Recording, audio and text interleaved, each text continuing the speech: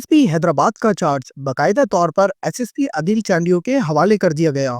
SSP Hyderabad office में SSP Adil Chandio की आमद पर पुलिस के दस्ते ने उन्हें गार्ड ऑफ ऑनर पेश किया, जबकि साबिक एसएसपी डॉक्टर फरूक अली लंजार ने एसएसपी को वेलकम किया और एसएसपी ऑफिस के स्टाफ से तारुफी मुलाकात भी कराई।